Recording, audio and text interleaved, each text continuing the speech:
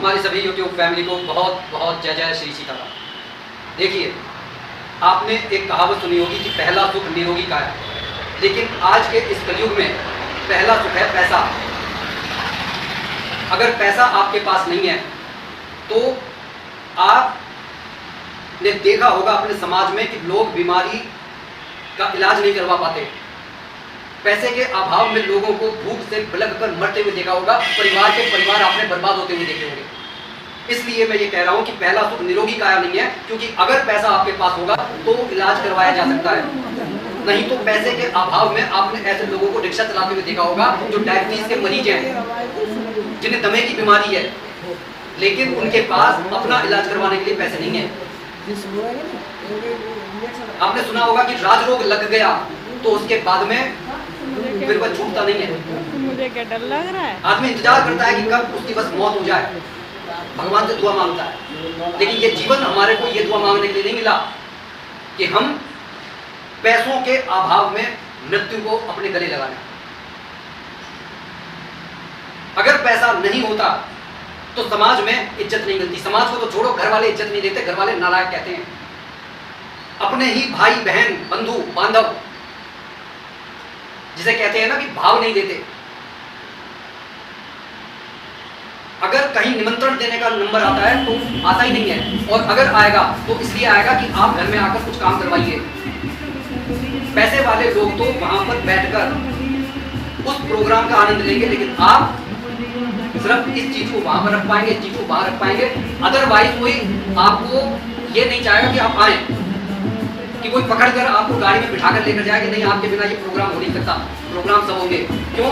क्योंकि पैसा ही नहीं है। पूछ किसकी बात है? पूछ की बात है पैसे की। पैसा होगा तो रिश्तों में मिठास आएगी, पैसा नहीं होगा तो रिश्तों में कलेश होगी, झगड़ा होगा। आपने सुनी होगी ये कहावत, टोटे की लड़ाई। टोटे का मतलब होता है जहां पर तंगी होती है, जहां पर तंगी होती है वहां पर लड़ाइयां होती ही होती हैं। रोटी की लड़ाई होगी, कपड़े की लड़ाई होगी, घर की जमीन की लड़ाई होगी, हर छोटी छोटी बात की लड़ाई होगी।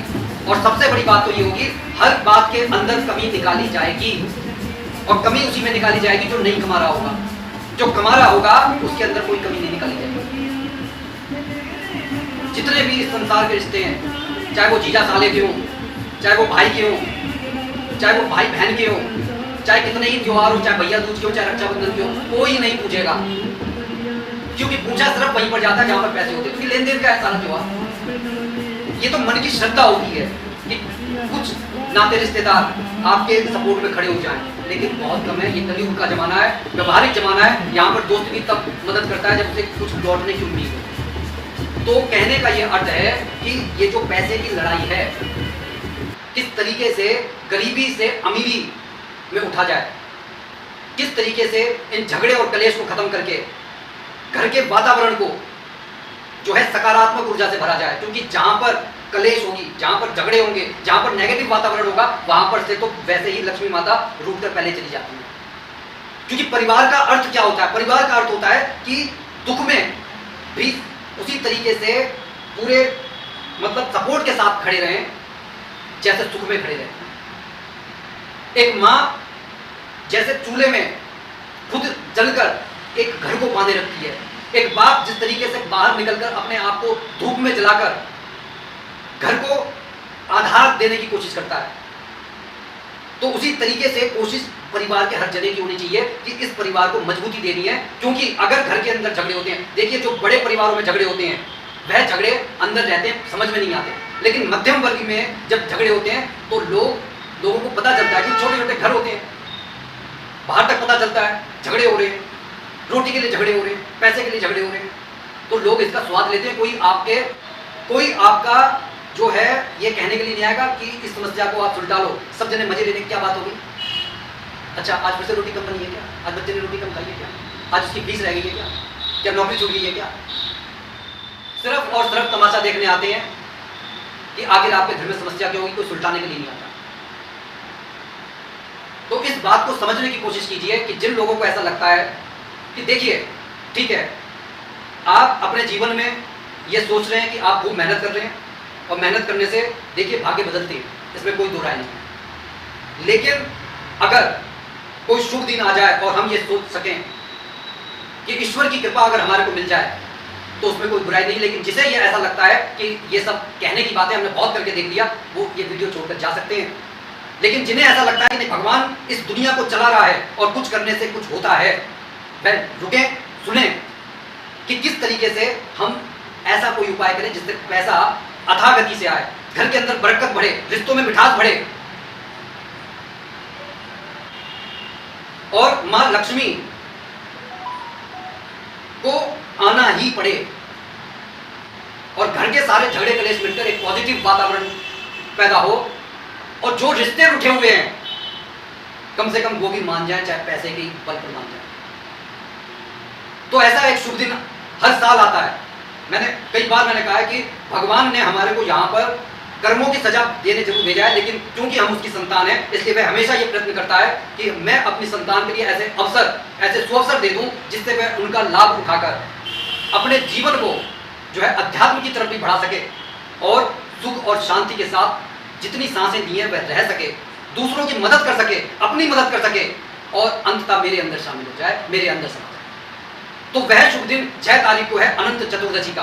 अनंत का अर्थ होता है कि भगवान विष्णु का रूप है, जो अनंत है, आदि है, अंत है, जिनका आदि और अंत का पता भी नहीं, जो जगत के पालनहार हैं, जो पानी के अंदर विश्राम कर रहे हैं, क्योंकि हमारे को मालूम है कि पानी के बिना ये संसार चल नहीं सकता, सब कुछ पानी से पैदा हुआ है, सब कुछ पानी के अंदर समा जाएगा।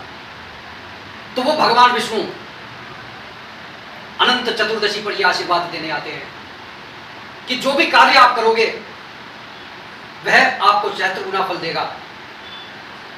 इसलिए इस दिन कोई भी ऐसा बुरा कर्म नहीं करना चाहिए जिससे हमारे वो कर्म द्विगुणित, सहस्त्रगुणित होकर हमारे जीवन को पूरी तरीके से बर्बाद कर दें। क्योंकि हकीकत यह है कि आज के इस कलयुग के जमाने में वैसे भी आदमी बर्बाद है, क्योंकि उल्टे सीधे उसके विचार थमने का नाम नहीं लेते। अगर उसके कुविचार ही थम जाए ना तो हो सकता है कि उसे कोई पूजा पाठ करने की आवश्यकता भी ना पड़े, क्योंकि भगवान इतना निर्दयी नहीं है कि उसने काले कोयले से किसी की किस्मत लिखी है। लेकिन हकीकत यह है, जो भी लोग बुरे विचारों में फंसे हुए हैं, 24 घंटे में से 23 घंटे तो देखा जाए तो बुरे विचारों में फंसे हैं, इसलिए बुरे सपने भी आते हैं। और जिनको बुरे विचार आते हैं, बुरी बीमारियों में फंसे हुए हैं, बीमारियां जाने का नाम नहीं ले रही, और उसके बाद में फिर घर परिवार में कलेश। तो कहने का यह अर्थ है कि कम से कम अनंत चतुर्दशी के दिन अपने जीवन में शुद्ध और पवित्रता के भाव रखकर आप एक छोटी सी पूजा कर लें, तो आपके जीवन में 100% गारंटेड भगवान विष्णु की कृपा होगी। माता लक्ष्मी अगर नहीं भी आना चाहेंगी तब भी उन्हें आना पड़ेगा। ये ऐसा खास उपाय है। इस उपाय में आपको करना क्या है? शुद्धता और पवित्रता के साथ अच्छे भावों को लेकर ब्रह्म मुहूर्त में उन्हें स्नान ध्यान आदि करें। उसके बाद अपने घर के मंदिर को स्वच्छ करके बड़े प्रेम भाव से भगवान के निमित्त केसर की खीर बनाएं। आपको एक दीपक चाहिए और उसमें देसी घी होना चाहिए, और जो कलावा हम मांगते हैं उस कलावे की आप बाती बना लें। बाती इतनी बड़ी होनी चाहिए कि जो हम पूजा करने जा रहे हैं बस उतनी देर वह दिया प्रज्वलित रहे। एक आपको पीला धागा लेना है, उसके अंदर आपको 14 गांठें लगा लेनी है और उस दीपक के निकट आप उसको रखना। एक आपको बूंदी का लड्डू चाहिए, एक ही कह रहा हूं, एक की बजाय 2 नहीं। एक आप दीप जो है बूंदी का लड्डू ले लें और 14 लौंग फूल वाली।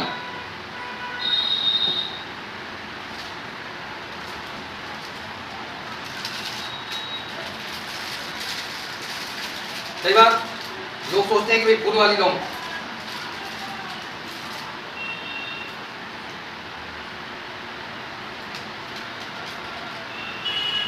चाहे जरा सा उसमें फूल हो लेकिन उसके अंदर फूल होना चाहिए।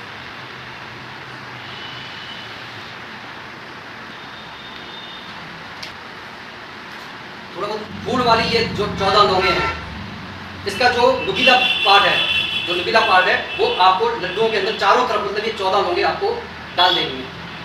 फूल वाला भाग ऊपर रहेगा और जो नुकीला जो पार्ट है वो आपको उस लड्डू के अंदर रख देना है, लगा देना है अच्छी तरीके से। अब आपको पूरे श्रद्धा और विश्वास के साथ ये संकल्प लेना है कि मैं, हे विष्णु भगवान, मैं आपके सामने, ये मेरा गोत्र है, ये नाम है, मैं यहाँ पर ये पूजा कर रहा हूँ और आर्थिक रूप से मजबूती प्राप्त करने के लिए मैं आपके निमित्त पूजा कर रहा हूं, और मेरा ये लक्ष्य मेरे को प्राप्त हो, आपकी कृपा मेरे को प्राप्त हो, लक्ष्मी माता की कृपा मेरे को प्राप्त हो। और ये कहकर आपको विष्णु सहस्त्र नाम का एक पाठ करना। इतनी देर वो आपका दीपक प्रज्वलित रहना चाहिए। जब ये पूजा हो गई आपकी, उसके बाद में अब आप वो जो सब सामान है वो वहीं पर आपका रखा हुआ है, रखा रहेगा। अब इस पूजा का जो दूसरा भाग शुरू होगा शाम को, चाहे वो आप 7 बजे से पहले कर लें, चाहे 7 बजे के बाद कर लें। अब आपको करना क्या है, आपको एक दीपक चाहिए, चाहे तो वो ही दीपक ले लें जिसमें आपने सवेरे जो दीपक आपने प्रज्वलित किया है उसकी बाती को जो है अलग कर लें, उसके अंदर 14 लौंग ले लें, या फिर आप एक कुल्हड़ ले आए। मेनली जो है कुल्हड़ का प्रावधान है, वैसे तो आप एक कुल्हड़ ले लें, छोटा सा कुल्हड़ आता है, उसके अंदर वो 14 लौंग डाल लें, कपूर डाल लें, और पूरे घर में आपको धुआं लगानी है। कहने का अर्थ ये है, चाहे कुल्हड़ ले लें, चाहे वो दीपक ले लें, कोई एक चीज आप ले लें, और पूरे घर में आपको धुआं लगानी है। लौंग वो वाली 14 लौंग नहीं लेनी जो उस लड्डू के अंदर है, वो उसमें ऐसी चीज आपको लगी रहने देनी है। अलग से 14 लौंग आप ले लें, और वो 14 लौंग लेकर उसमें कपूर डालकर पूरे घर में आपको धुआं लगानी है। सारे घर की नेगेटिव ऊर्जा उसके अंदर आ जानी है। वो जलती हुई जब आप पूरे में लेकर जाएंगे, जब पूरे में आपने वो घुमा ली, मंदिर के सामने लाकर आप रख लें, वहीं पर बैठ जाएं, और ओम नमो भगवते वासुदेवाय का जाप आपके मन में, मतलब चैंट आप करते रहें। एक छोटी सी बात जो पीछे रह गई, जो पीला धागा मैंने कहा था जिसमें 14 गांठें आपने लगाई हैं, हर गांठ के साथ में आपको ओम नमो भगवते वासुदेवाय का नाम लेना है, क्योंकि ये पूजा ही भगवान श्री हरि की है। अब आप वहां पर बैठ गए, जितनी देर वो दीवला में वो आग प्रज्वलित है उतनी देर आप भगवान के नाम का चैंट करते रहें, अपने मन की बात कहते रहें। किस बात से दुखी हैं, किस बात से परेशान हैं, या फिर प्रफुल्लित होकर कहिए कि भाई बस बहुत हो गया, अब प्रभु अब मेरे को आर्थिक समृद्धि चाहिए, बस बहुत है। जब वह दीवला आपको लगे कि अब उठाने के लायक हो गया, ठंडा हो गया है, उस समय सबसे पहला कार्य आपको करना है, वो जो पीला धागा वहां पर रखा हुआ है उस दीवले के पास, जहां पर जब आपने सवेरे प्रज्वलित किया था, उसे आपको नहीं छेड़ना था, वो वहीं पर रखा हुआ है, उसे आपने उठा लेना और अपने सीधे हाथ के कलाई पर आपको बांधना, जितना बंध सके। अब ये आप पर निर्भर करता है आपने कितना धागा लिया है, बस इतना होना चाहिए कि आपकी कलाई पर आ जाए। और दूसरा काम अब आपको ये करना है कि ये जो दीपक जिसके अंदर ये 14 लौंगे हैं और वो लड्डू, ये दोनों जो चीजें हैं, ये लड्डू और वो लौंग, दीपक समेत आपको लेकर जाना। अगर कुल्हड़ है तो कुल्हड़ समेत लेकर जाना, और वहीं से कम जितना दूरी पर लेकर जा सकते हैं, जहां पर एक चौराहा हो, उस चौराहे के बीचों बीच में आप उसको रखकर आ जाएं। और ऐसा ना समझें कि ये कोई टोना है, कोई टोटका है कि ये किसी और के ऊपर जाएगा, किसके ऊपर जाएगा। ये घर की नकारात्मक ऊर्जा को खत्म करने का तरीका होता है, और घर की नकारात्मक ऊर्जा को भगाने का सबसे अच्छा तरीका होता है वो चौराहा। क्यों? क्योंकि चौराहा के ऊपर सारी की सारी नकारात्मक ऊर्जाएं आकर अपना हिस्सा खाकर चली जाती है, वह किसी और के ऊपर नहीं जाती। और अगर आपको ऐसा लगता है कि नहीं भाई ये टोना टोटका है, तो किसी निर्जन जगह पर कर दें, लेकिन फर्स्ट प्रेफरेंस जो है वो चौराहे की रहती है, क्योंकि नकारात्मक ऊर्जा आपके घर के अंदर है, लड़ाई झगड़े आपके अंदर हैं, आर्थिक समृद्धि आप चाहते हैं। जब तक नकारात्मक ऊर्जा नहीं भागेगी, जब तक नकारात्मक ऊर्जा अपना भोग लेकर नहीं भागेगी, जब तक नेगेटिव एनर्जी अपना भोग लेकर नहीं भागेगी, घर में सुख समृद्धि नहीं आ सकती। इस उपाय को करने के बाद में लोगों ने अपने जीवन में अनंत सुख और समृद्धि देखी। और जो लोग ये समझते हैं कि नहीं ये बेकार की चीजें, वो जो अनिल अंबानी वगैरह से जाकर सीख लें, जिन्होंने इतने इतने बड़े बड़े प्रोग्राम किए, लोग कहते हैं कि अपने बिजनेस बढ़ाने के लिए किए, लेकिन सनातन धर्म को उन्होंने भी एक ऊंचाई दी कि हाँ ये प्रोग्राम बड़े लोग भी मानते हैं।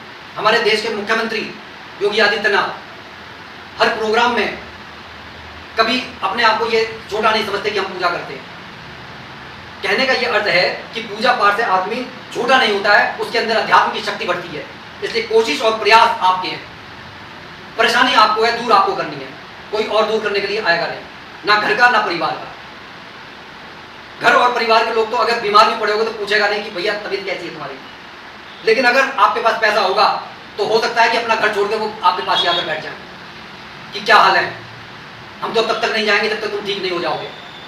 जिसकी जरूरत जब तक रहती है तब तक हर आदमी ये कहता है हम आपको ठीक करवा कर लेकर जाएंगे, और जैसे ही जरूरत खत्म होती है आदमी ये तक भूल जाता है कि भैया किसी को साथ में चलना है कि नहीं चलना है। तो कहने का ये अर्थ है कि अगर पैसा नहीं है तो लोग इज्जत नहीं देंगे, और अगर पैसा कमाना है तो आपको भगवान का आशीर्वाद भी लेना होगा। तो इस छोटे से उपाय को करके देखिए, बाद में किसी और को ब्लेम करना, इसके अलावा आपको कुछ नहीं करना।